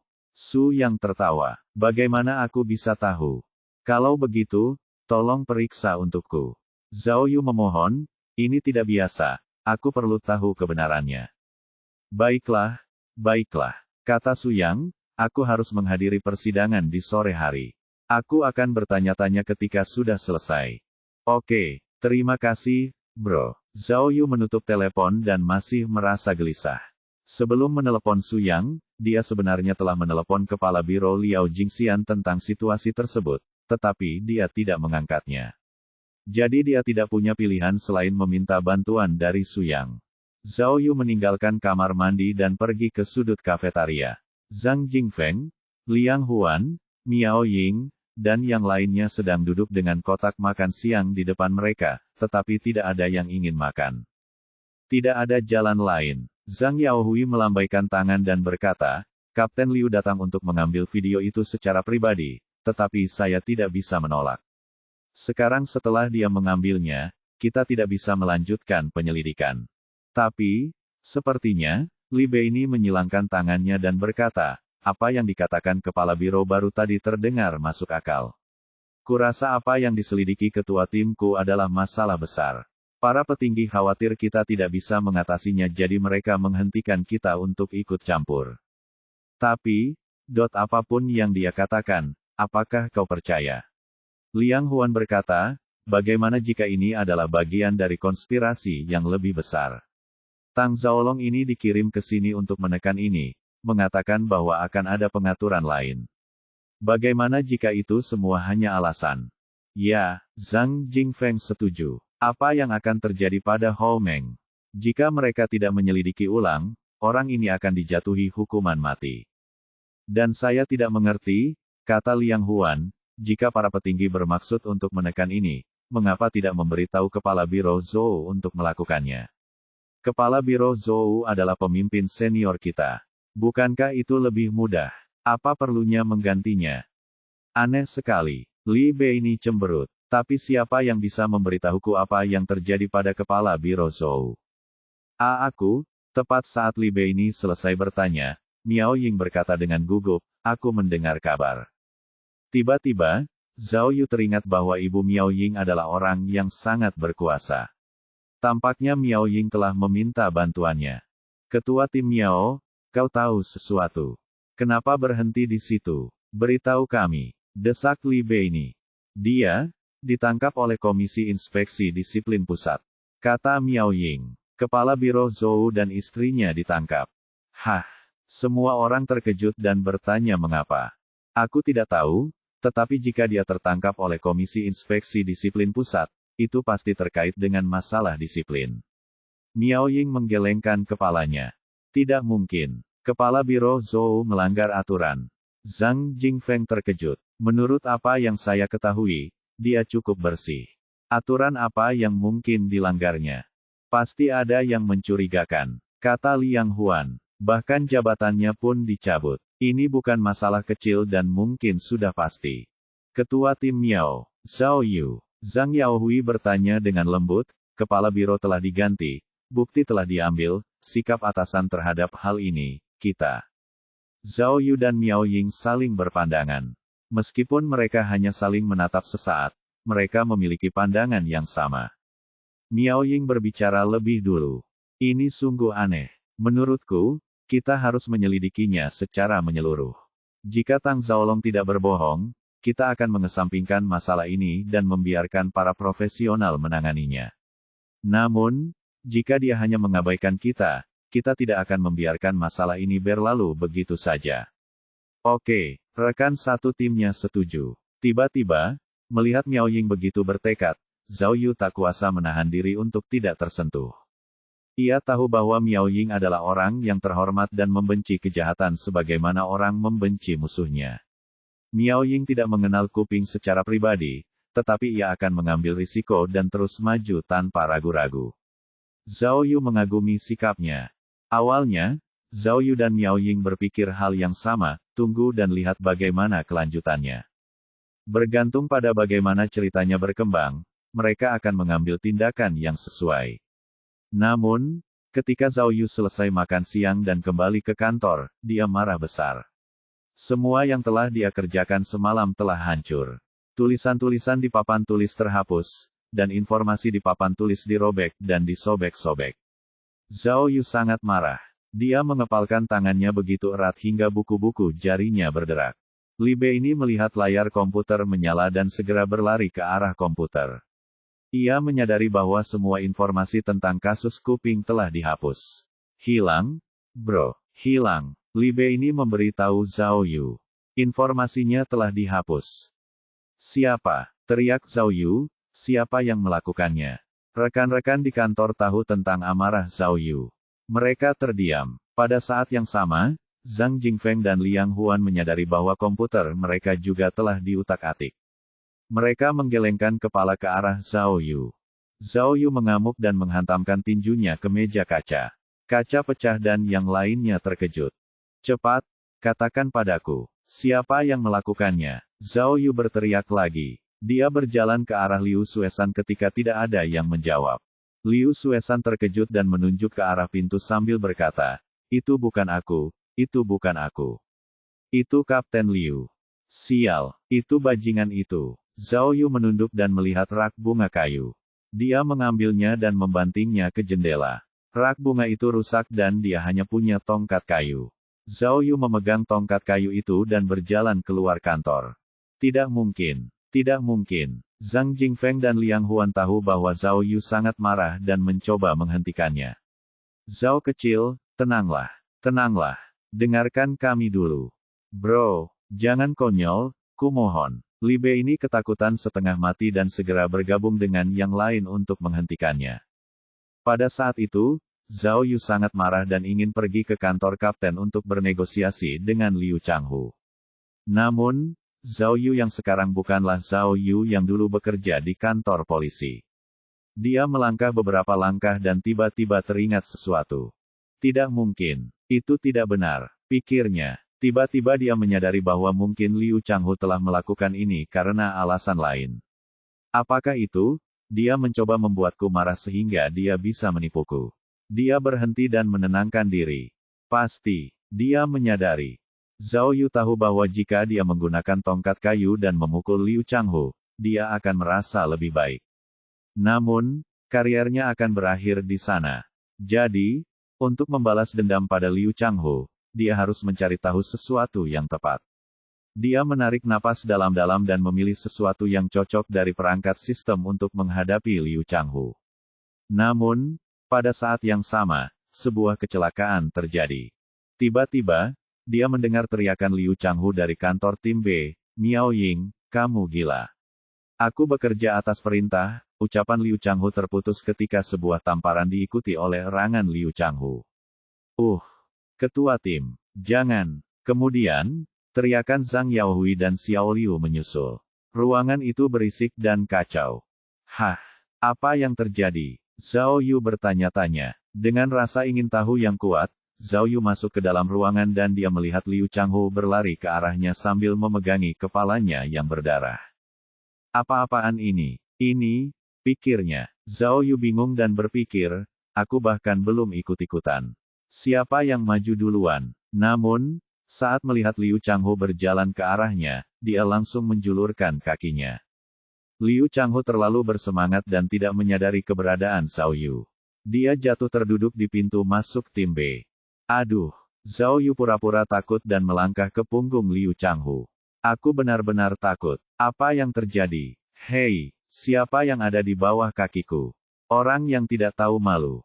Zhao Yu belum selesai bicara ketika mendengar Mao Wei mengerang, Miao Ying, apa yang kau lakukan? Bagaimana kau bisa memukul orang?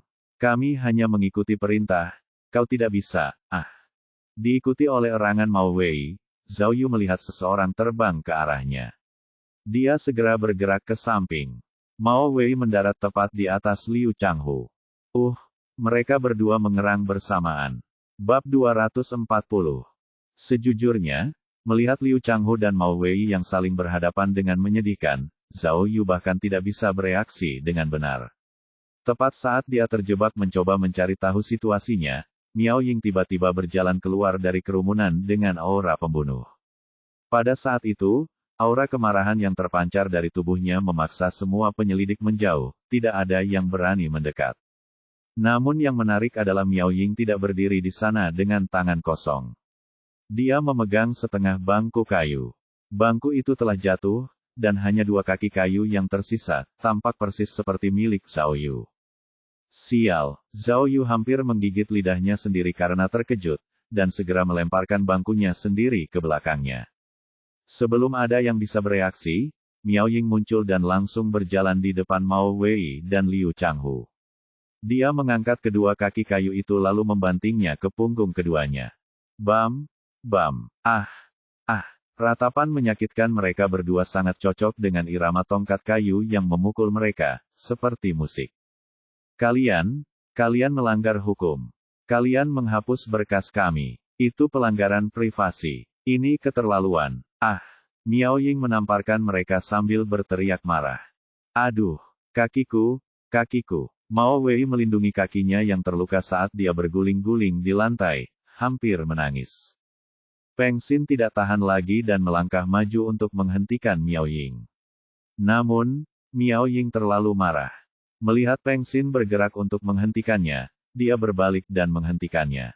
Lengan kirinya mengunci leher Peng Xin dengan tongkat, sementara lengan kanannya hampir mematahkan siku Peng Xin. Ah! Peng Xin mengeluarkan erangan kesakitan. Zhao Yu berhubungan baik dengan Peng Xin sehingga dia tidak bisa lagi berdiri dan menonton. Dia segera bergegas maju dan menekan siku Miao Ying, menghentikannya. Ketua tim Miao, jangan marah, jangan marah. Ini aku, ini aku. Kali ini Miao Ying bersikap cukup sopan kepada Zhao Yu. Setelah beberapa saat, akhirnya dia melepaskan Peng Xin. Peng Xin memegang sikunya dan lari ke samping karena takut. Miao Ying, tunggu saja. Tepat pada saat ini, Liu Changhu berteriak sambil memegangi kepalanya, aku akan membuatmu dipecat. Kau akan masuk penjara. Tunggu saja. Kau, dengan geram, Miao Ying sekali lagi mengambil tongkat itu, berniat menyerang lagi. Zhao Yu benar-benar takut Miao Ying akan melukai Liu Chang secara permanen.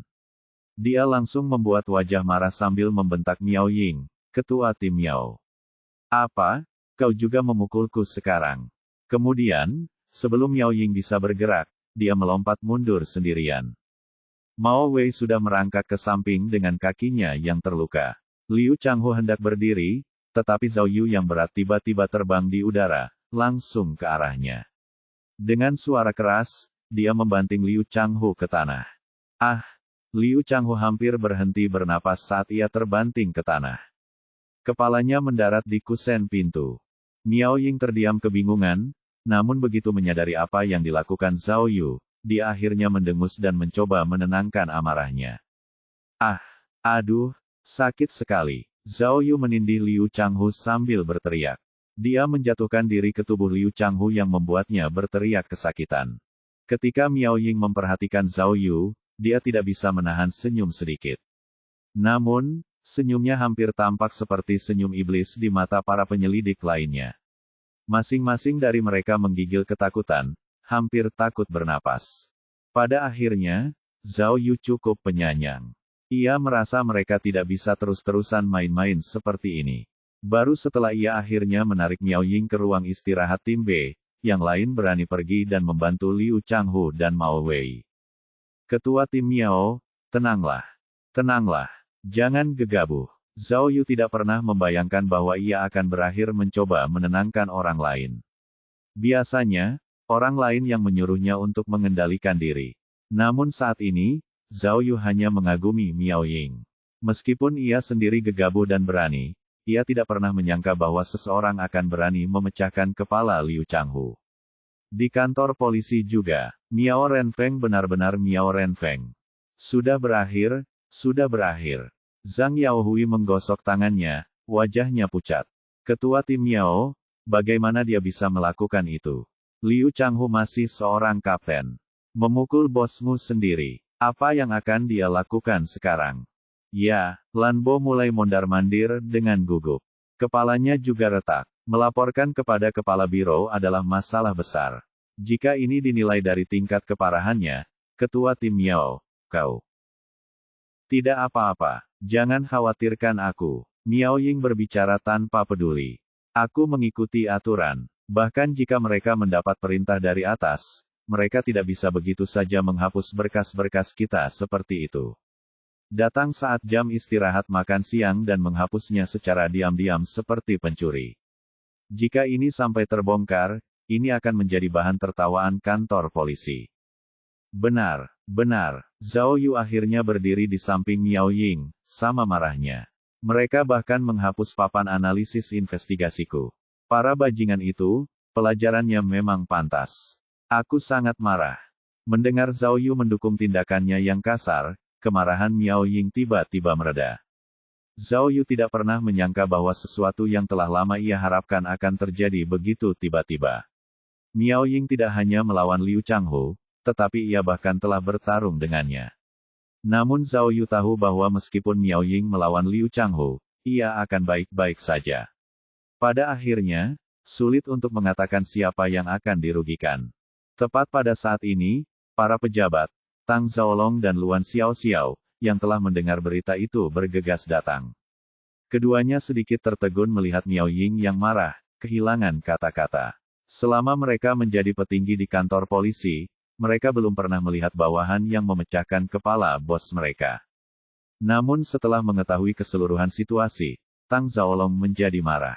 Ekspresinya menjadi gelap saat berbicara dengan Miao Ying, mengatakan bahwa Liu Changhu hanya mengikuti perintah. Sebagai bawahan, dia seharusnya mendengarkan perintah atasannya. Bagaimana dia bisa bertindak begitu liar? Nona Miao Ying, kata Tang Zhaolong, sebagai seorang pemimpin tim, Anda seharusnya bekerja sama dengan atasan Anda. Bagaimana Anda bisa melakukan ini? Bertengkar di depan orang lain, dan dari kantor yang sama juga. Apakah Anda tidak takut malu jika ini terbongkar? Kali ini, Miao Ying akhirnya menunjukkan sisi yang berbeda dari Zhao Yu. Dia tidak mengangkat tangannya dan mengancam akan melakukan kekerasan, tetapi malah mulai mengutip buku peraturan. Dia berkata, menurut undang-undang tertentu, para petinggi melanggar operasi standar pasukan polisi. Kalian tidak memberi kami peringatan apapun sebelum menghapus informasi. Ini sepenuhnya melanggar aturan. Juga, menurut putusan X halaman Y Undang-Undang Privasi, kalian telah melanggar privasi pribadi anggota polisi.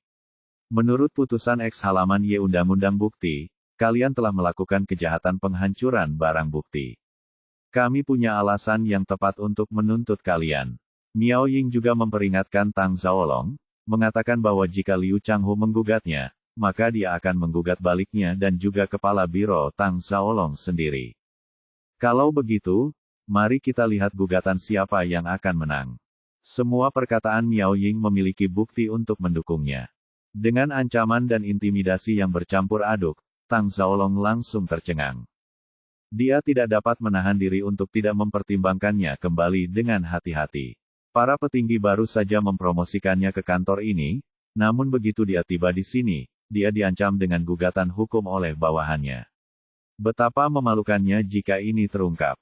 Pada akhirnya, bahkan jika dia memenangkan gugatan, dia akan memenangkan pertempuran tetapi kalah dalam peperangan. Selain itu, dia bahkan tidak yakin apakah dia akan memenangkan gugatan ini. Tapi, Tang Zhaolong masih tidak mau menyerah dan memarahi Miao Ying, tidak peduli apapun, kamu tidak boleh memukul orang, kan? Mendengar hal ini, Miao Ying segera mulai membacakan satu bagian dari Undang-Undang Kepolisian. Jika seseorang mencoba menghilangkan barang bukti, maka anggota polisi diperbolehkan menggunakan kekerasan untuk melindungi barang bukti. Jadi, apa yang saya lakukan sudah sesuai dengan peraturan. Saya hanya menegakkan hukum. Mendengar ini, wajah pucat Tang Zhaolong berubah ungu karena marah. Dia tidak bisa membantah argumen Miao Ying dan hanya mengibaskan lengan bajunya dengan marah saat meninggalkan kantor. Para pejabat lainnya juga tidak bisa berkata apa-apa dan mengikutinya keluar. Semua orang akhirnya bisa bereaksi, dan menyadari bahwa Miao Ying bukan hanya seorang seniman bela diri yang terampil, tetapi dia juga seorang ahli dalam berdebat. Dia mampu secara mental dan fisik. Zhao Yu bahkan lebih tercengang. Dia akhirnya mengerti apa yang dikatakan pendahulunya, tidak perlu takut pada seniman bela diri yang tidak tahu malu, tetapi ada banyak hal yang perlu ditakutkan dari seorang pendebat yang tidak tahu malu.